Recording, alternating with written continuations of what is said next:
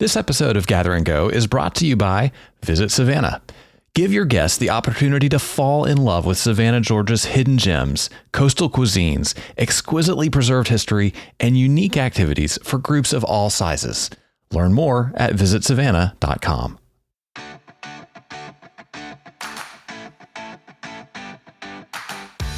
Well, hey there, everybody. Welcome to Gather and Go, the podcast that helps you plan, promote, and lead better trips.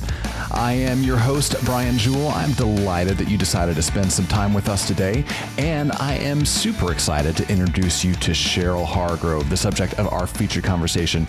Cheryl is a longtime friend and a real expert in cultural tourism. She is going to share some ideas with us today that are going to help us plan experiences for our travelers and our groups that are culturally authentic, that help them learn, help them have more engaging times when they travel, maybe even make them better people and make a positive impact on the places that your groups visit. You are not going to want to miss that. First, though, I want to share some travel news. Now, you may not have heard about this new law coming out of Los Angeles, or rather a city ordinance passed by the Los Angeles City Council. The City Council has approved a measure that requires daily hotel room cleaning in the city of Los Angeles. This means that if you are staying in a hotel in Los Angeles for 4 nights, the hotel is required to provide daily housekeeping service for that room. Now, this was part of a measure that included a raft of different regulations for the hospitality industry. It also requires that hotels limit the hours that can be worked by hospitality workers, specifically by housekeepers. And it also limits the number of rooms that a housekeeper can be required to clean in a day. Now, this measure was widely supported by the City Council and was also supported by members of the local hospitality workers union. It was opposed by many of the hotel owners and other hospitality organizations throughout the city. They say the new ordinance is going to exacerbate existing staffing shortages, driving labor costs and thus hotel rates even higher. Now, from where I sit, this seems to be moving in exactly the opposite direction of the rest of the travel industry, as well as the preferences of the traveling public. You know, since the beginning of the pandemic, it has been normal for hotels to limit the amount of time hospitality workers and housekeepers spend in hotel rooms. Part of that was to limit the amount of exposure to germs, COVID-19, and other things like that. Recently, it's simply been because there's a staffing shortage. There's a severe staffing shortage in the hospitality industry and among the workforce of housekeepers in particular. And I'm afraid that this measure is only going to make that worse. But it's also curious because this comes at a time where hotels are continuing to limit the amount of daily service that they offer. And honestly, I think the traveling public has gotten used to that. I know many people prefer to have housekeepers in their room less often, and they have gotten used to the idea that their bed is not getting made, their linens aren't getting changed on a daily basis, and they're okay with that. So this move by the Los Angeles City Council, well, from a travel point of view, it's rather puzzling. So it is something to keep your eye on. We will definitely keep our eyes on it, see if this is a trend that picks up steam in other destinations or whether it is kind of a random one-off thing that happens in Los Angeles. Either way, it'll be interesting to see what happens and how the public reacts. That brings us really well into our road tip of the week. You know, it's very awkward to be in a hotel room. Maybe you are getting dressed for the day. Maybe you just got out of the shower. Maybe you're doing something else in the bathroom and you hear the housekeeping staff start to come in your room. If you've ever been in that situation, you know it can induce a moment of panic. I've been there a number of times. I don't recommend it. So what do I do to make sure that doesn't happen to me in a hotel room? Well, it's rather obvious, but I grab that do not disturb sign as soon as I check into a room. I hang it on the front of my door, and let me tell you, I leave it there until I check out of the property. You know, that do not disturb sign doesn't mean you're up to some hanky-panky. It doesn't mean you're doing anything weird. It doesn't give anybody any reason to suspect that something funny is going on in there. All it means is that you don't want to be disturbed. And for someone like me who doesn't need the sheets changed, doesn't need new towels every morning, it is a perfect tool to use to let the housekeeping staff know that I'm good, I don't need their services. And in fact, it's better if they don't come in to save us both some embarrassment. So if you are interested in avoiding those embarrassing situations, let me encourage you, make use of that do not disturb sign. That's what it's there for. And it can help save you from a really awkward situation. That is your road tip of the day. Now, before we go on, I want to share something that you may not know about us, but that you might find really helpful. We publish the Group Travel Leader magazine. We have a great website with tons of additional resources there. You may not know that we also publish an e-newsletter called the Group Travel Minute. That goes out twice a month, and it has all kinds of resources that could be really helpful to you in your work planning, promoting, and leading trips. That newsletter has some of the best content from our print publications, also some helpful things like group games that you can play on the road, other digital tools, things that help you plan your travel. If you don't get the Group Travel Minute, let me tell you, it will be really helpful to you, and you need to subscribe to it right now. How do you do that? Well, you go over to grouptravelleader.com/subscribe, and you can sign up for it there. It is absolutely free. Well, it's almost time to get into our featured conversation with Cheryl Hargrove. Before we do, though, let me encourage you to stick around through the entire interview for the hot minute, because I'm going to give you some thoughts about problems that I see with tour guides, especially docents and guides at historic attractions, cultural attractions, things that they are doing wrong, and give you some ideas about things they could do right instead. So stick around for the hot minute. You won't want to miss that. We will be right back with Cheryl Hargrove. All right. So if you're looking for even more reasons to make plans to visit Savannah, look no further. From the moment you arrive, you'll be greeted with moss-draped live oak trees, fresh coastal breezes, and enchanting history around every cobblestone street. Savannah strikes a delicate balance between hip and historic, casual but cool, elegant yet approachable. Spend the day exploring the city's illustrious culture, roaming through the green city squares while sipping on your go-to cocktail before hopping a trolley to your next adventure. The best experiences happen when you let Savannah take you along for the ride. You never know what characters you'll meet or what's in store for your next tour. And that's just the way they like it. See why groups of all sizes fall in love with Savannah at visitsavannah.com.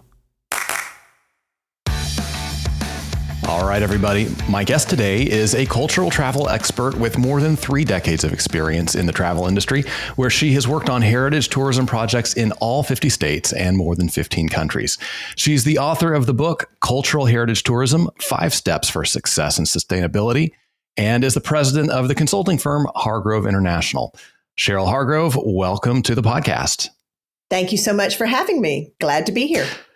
Yeah, so cultural tourism, those are 2 words that people are very familiar with, but I wonder how many people are familiar with what you mean by cultural tourism. So can you kind of define that term for people who maybe have not thought about it before? Absolutely. It is really traveling to experience the activities, the artifacts, the places that authentically represent people of the past to present. It's really place-based. It is not manufactured experiences, but it's those traditions and the historic, the cultural, the intangible, the tangible elements that make every destination unique. Gotcha. So give us some examples of places where you have seen that implemented really well. Well, certainly Charleston and Savannah and historic places like Santa Fe are destinations that come to mind. But there are also a lot of other places that I think really represent the essence of place. I mean, in Cooperstown, or in Corning, New York, which has the wonderful Main Street, but it also has the Corning Museum of Glass to talk about, the importance of glass and how it evolved and came to be. Biltmore, for instance, is a great historic and cultural attraction, not only because of the built itself, but also because of its real focus on all of the people who helped build that amazing place. Gotcha. So it really doesn't require some certain ethnic background or a minority story or something like that. It's really just about authenticity in telling the history of the place and what makes it special, right? It is, but I also think it's very important to be balanced and representative in that storytelling. I mean, many historic sites were built by the enslaved populations. And so being mindful of their contributions is very important, not only to help us understand, time and place, but also to really respect those who were involved in that process. And I think as we've evolved with cultural and heritage tourism, especially over the last 3 decades, if you will, we've been more mindful of telling those broader stories and making sure that we are, maybe not just focusing on decorative arts, but also the people behind those decorative arts. If we're focusing on food, being able to talk about, those origins of food and so that everybody understands how these elements came to be. Yeah. And, I love that makes it possible to discuss some topics that are heavy topics in ways that are not heavy-handed, right? I mean, we need to be sober-minded about issues like slavery, but you can't just hit people over the head with it in every part of a travel experience. So giving them a taste of a cuisine or a musical cultural experience and tying it back to that past without, making it a difficult and wrenching experience, I think is a great way forward to talk about those topics. Have you seen people navigating that balancing act in a really authentic and profitable way? I have. And I think, part of it is providing context and helping people understand, where our country was, where our community was at a certain time and place, and not trying to overlay perhaps where we are today. It is important to be relevant and to, make those associations, but helping to set the stage. The Great River Road along Louisiana's Mississippi River portal is also one where, there's a lot of plantations, but having honest conversations about what those plantations, how they came to be, how the owners happened to make their money, and how that then translated through the years is very important. In many cases, these places provide an opportunity to fill in the blanks of our heritage education that maybe we didn't get in our formative years. We have a tendency to talk about the founding of our country, about the Civil War, and then about civil rights, but we don't fill in the blanks in between. And so these are real opportunities to help talk about, what happened during these other eras. It's the same thing as far as also looking at, Native American populations and looking at, even Route 66, how, Route 66 was a popular TV show in the 60s that kind of glamorized travel, but it really, the thing that many people don't realize is it went through many reservations. And so helping to help people understand the land that they traveled through and who owned that land is now an opportunity for education. Yeah, Route 66 is a great example of the evolution of this concept because, it has a heritage as a travel experience that goes back, 70 or 80 years now. So give us some examples of how this approach to cultural tourism might be different than, the stereotypical Route 66 road trip where you would, stop at one place for a chili dog and another place for an ice cream cone. How is that experience evolving without completely getting away from what people knew and loved about something like Route 66? Well, I think it's even looking at not staying in a concrete teepee in Holbrook, Arizona, but instead looking at, what are the native traditions and how to respect the land and being able to understand, where those commemorations are held and how to engage with native populations in a respectful way. So those are the kinds of things that, and every community has their own activity that you could engage in, and maybe even getting back to some of the indigenous foods or crafts, that are really, stories in themselves of the native peoples and their traditions. Yeah, that's fantastic. So I know you have done some research into public perception and demand for these kind of experiences. So what is your research telling you that travelers are looking for when it comes to heritage tourism? Well, we're finding that, not surprising, post-COVID, people are looking to be more active. They're wanting to, and most people don't say, today I'm going to be a heritage traveler or a cultural traveler. They say, I want to go and experience something that maybe I don't have in my own backyard, maybe something new. I want to immerse myself in an environment where I learn about the people who live, work, and maybe, help settle the place. And they also, though, want to have, when we look at immersiveness, they want to think about, well, how can I find those pieces, not only in the visits to historic sites or to cultural events, but also then where do they stay? And is there local food places? Are there shops that they can go to where they can actually pick up a handmade memento and meet the artist, for instance? So it is that collection of activities, even as far as looking at how to have adventure activities or hikes, walking tours, for instance, are much more popular now than maybe even the bus tour that you would have, so that you can have it where you can really have a much more intensive and on the ground experience. Yeah, I'm glad you brought that up. I've been on a little personal crusade for a long time to tell tour operators, hey, the little driving tour you're doing of the cities you come to, that's practically worthless. So instead of, driving around to landmarks, why don't we get out for 30 minutes, 60 minutes, cover a smaller geographic area, but do it in a way that is authentic, and you can have some encounters, and people are going to remember that so much more than just another hour driving on the bus. Absolutely. Because, I think especially heritage travelers, want to get beyond the superficial.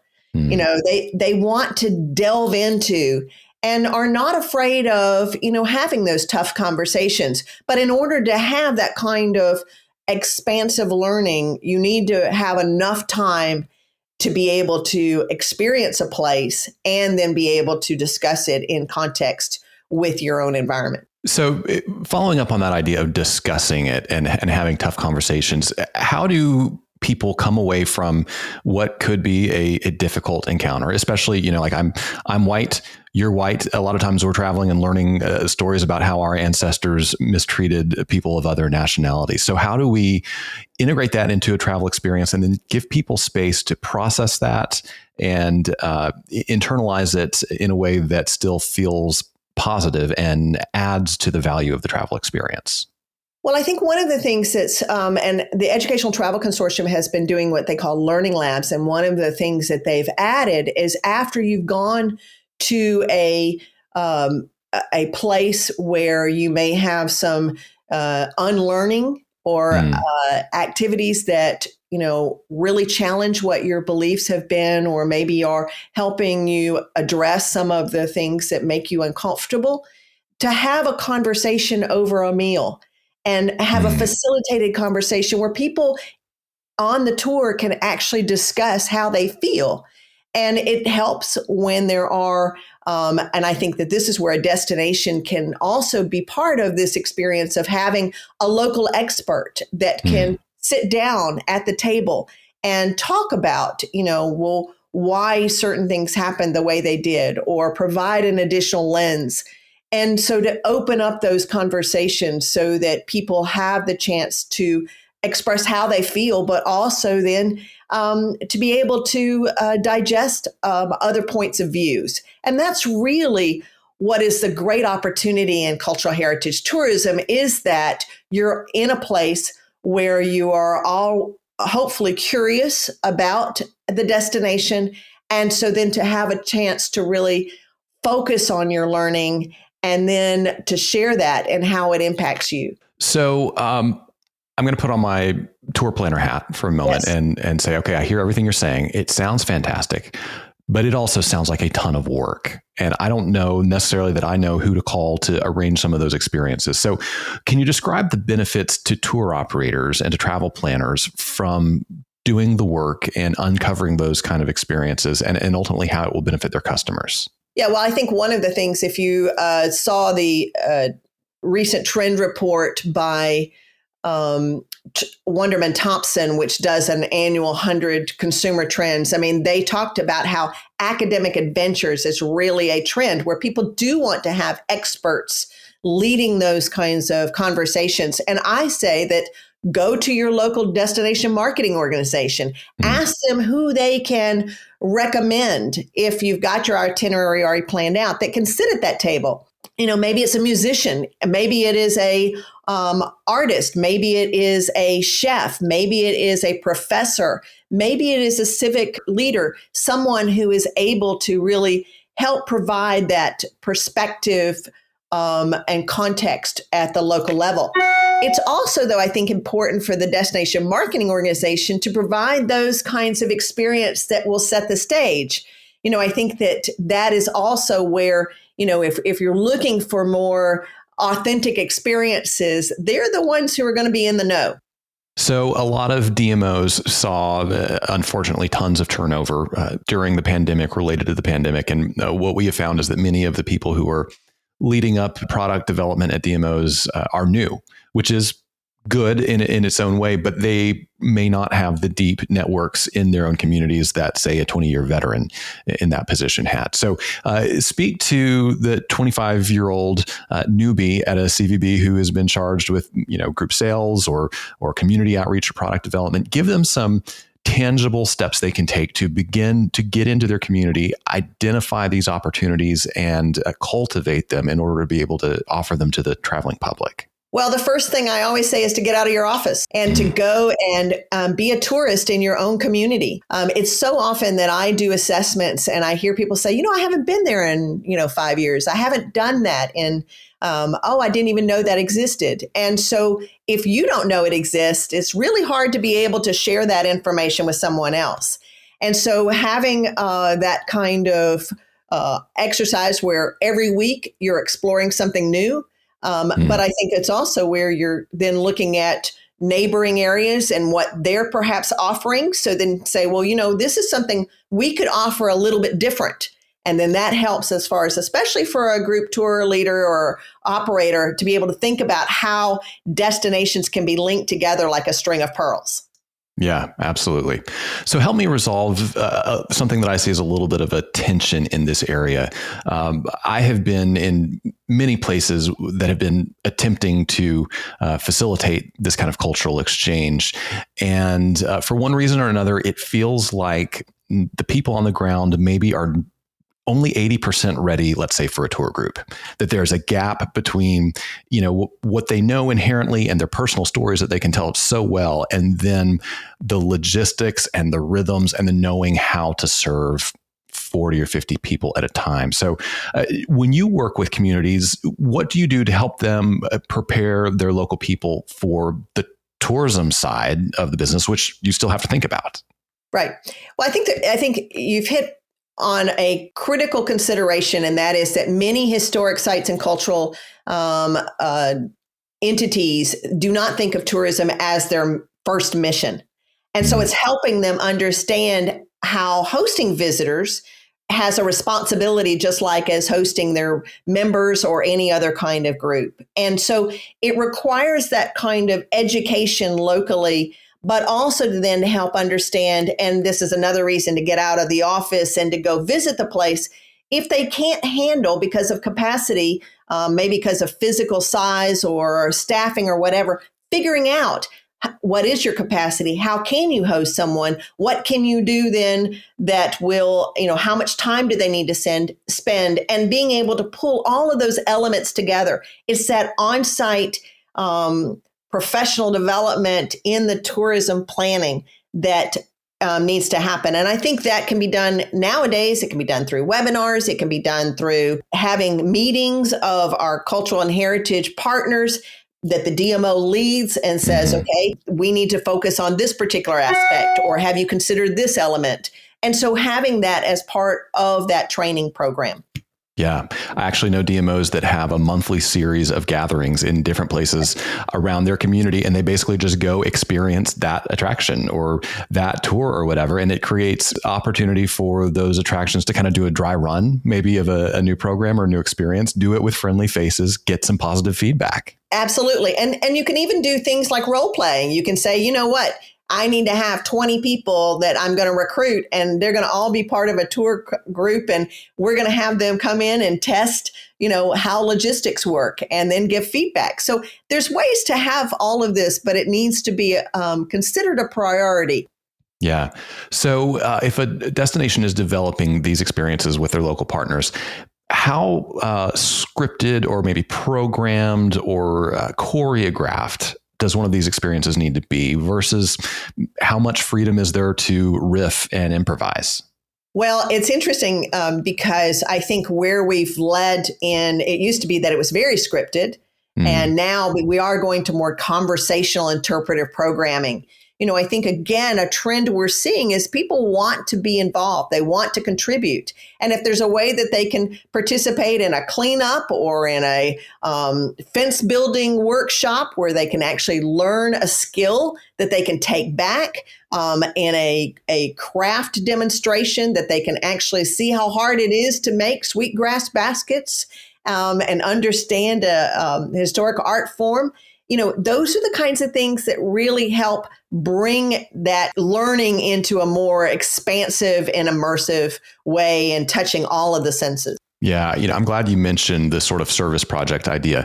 That's something that has been gaining steam over, 15 or 20 years now. I'm curious if you can speak to another tension kind of in that area, which is people come to town, they want a way to give back, they want a way to serve. But number one, how much good can 40 or 50 people really do in a couple hours of light work? And number two, is it make work? Is it busy work?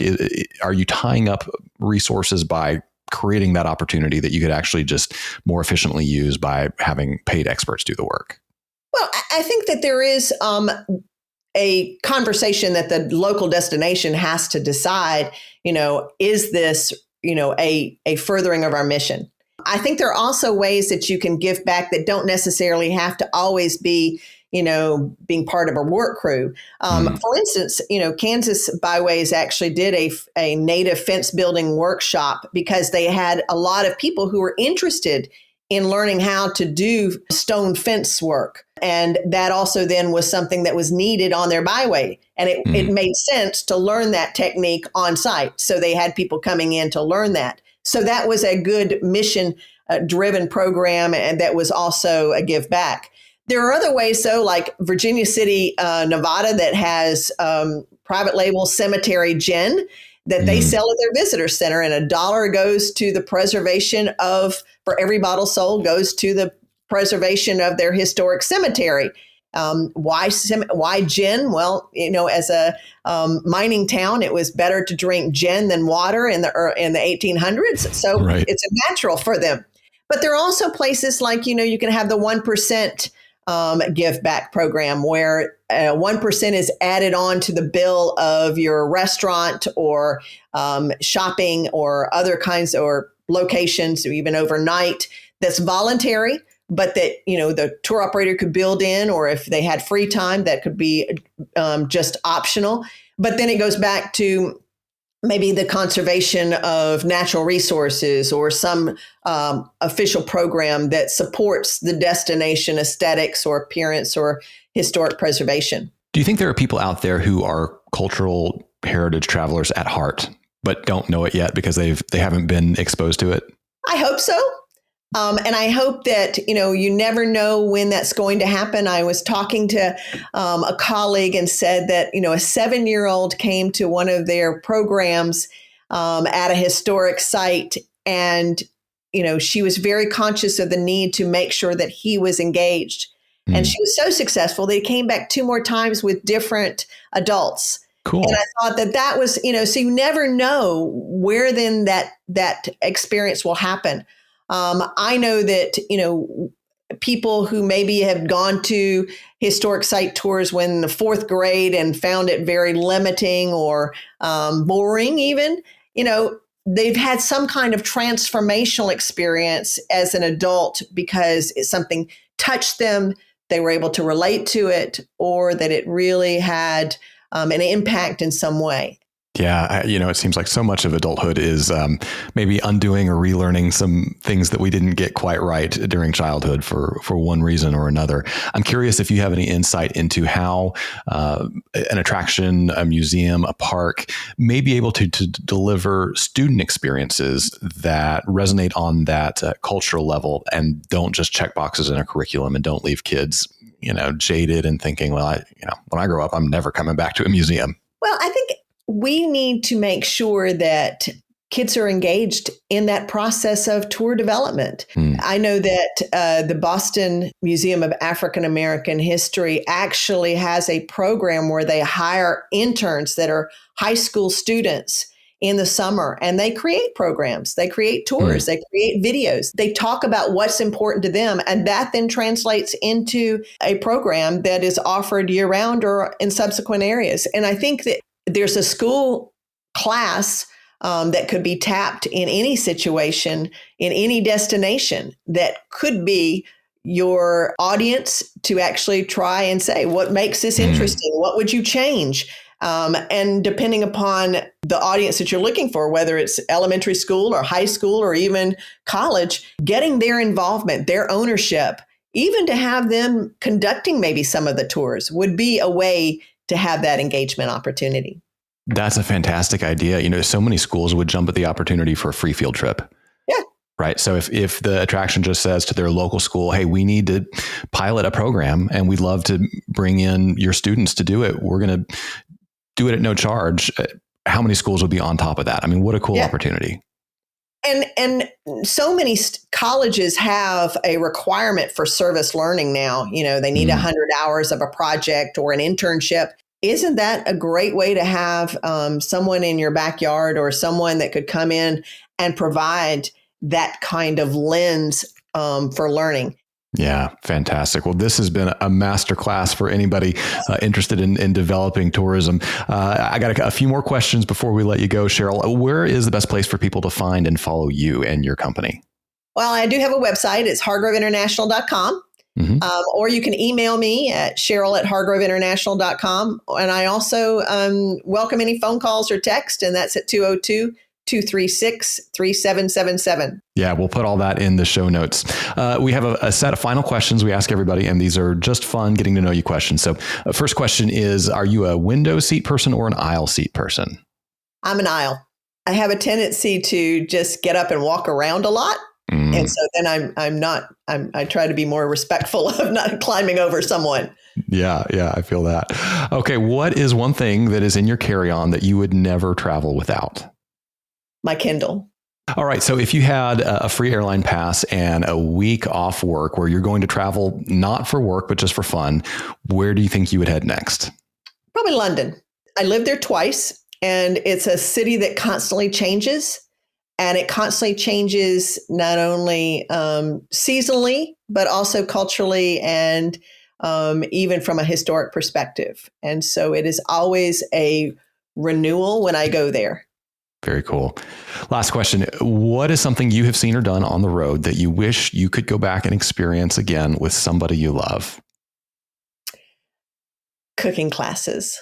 I do eat my way through every destination I go to. I love local food. I love local beverage. I love local distilleries. I'm a Maker's Mark ambassador, so I do love to.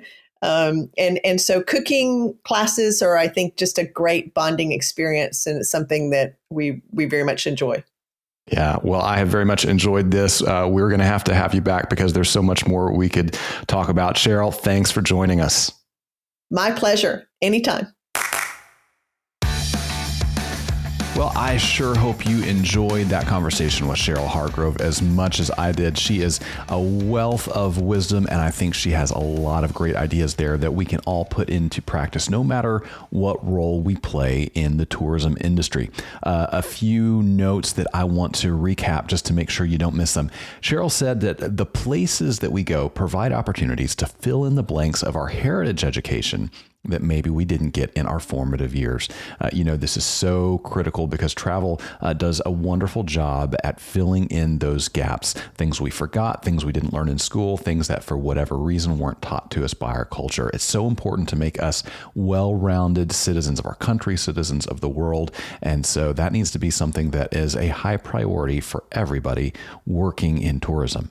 She also said that heritage travelers want to get beyond the superficial. One of the criticisms of the group style of traveling, touring places, having a busy itinerary, going from one place to another, is that it can be rather difficult to break beneath the superficial layer of a destination, only seeing the highlights, only seeing well-curated versions of what the locals want you to see.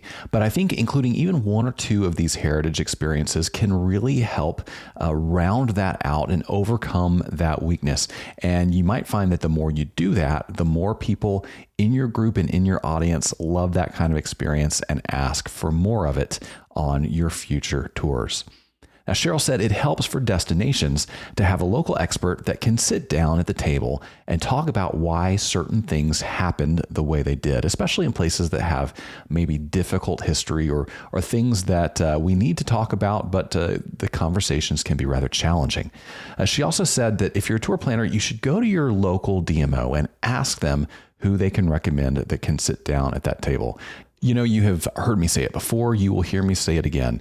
The DMO, the CVB, the local tourism expert is the best resource you have to help you plan trips that are memorable and meaningful, go beyond and below the surface to create experiences that will really resonate with people and help them be better off once they go home. So take advantage of those people. Don't be afraid to call the sales representative at your CVB and ask them to help you come up with something that they have never thought of before, help connect you with somebody in the community that may not be even connected to tourism, but they can add that value to your group. Chances are they're going to be excited to do that research, excited to come alongside you and help you build that travel product. And so they're doing you a favor and you are actually helping them out too.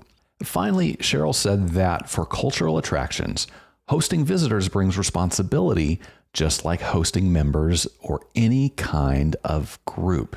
I have found over and over around the country that there are some amazing places with amazing stories to tell that for whatever reason have not been trained, they haven't been taught, they haven't been exposed, or haven't done the work of preparing to host tourists, understanding that tourists have a specific set of needs. They need restrooms. They may need food service. They may need to be spoken to or have things explained to them in a way that is different than locals do, different than community members. They may need some context. They may need some background.